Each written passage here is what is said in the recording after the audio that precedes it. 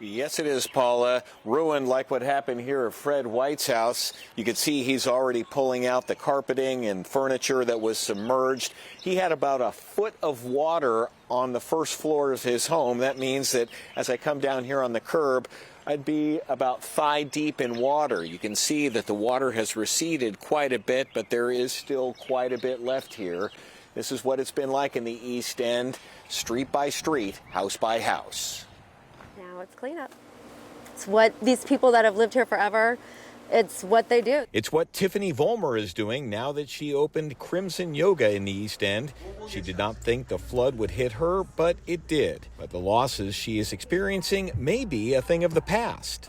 It's going to tell us every millimeter that the water changes and the rate at which it's changing, and correlate that to the benchmark of the one down at the downtown Cincinnati area, so that you know how much of the stuff to get out of your basement and ahead of time, and your first floor in some cases. Meet someone who lives a few streets over from Tiffany, Michael Bolin.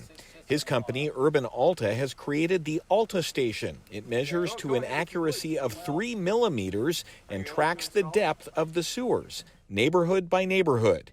It's more reflective of what's happening street to street as opposed to the government's readings of the river height. And it's more relevant because they're measuring it a couple miles from here.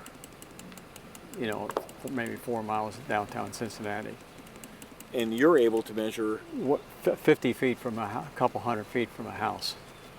And if that house, for instance, it wasn't a river doing it, it was just clogging up in normal rain events, this would give the water engineers a good hint for why it's doing it. That this is telling me where I'm at right here. There's my house. It's a picture so you know exactly what it is.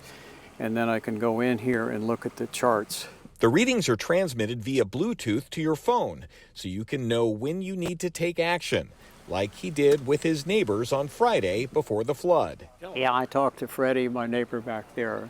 What'd you tell him? Well, I said we're in trouble this time. It's certainly something Tiffany Vollmer could have used. You know, nothing you can do until it recedes, and then you get your insurance company if you have flood insurance involved, and go from there. And do it yourself as much as you can. As much as you can. Alta stations are already in use in New Orleans and in Tampa, with hundreds more in production right now, and they are going to be implemented here in the greater Cincinnati area.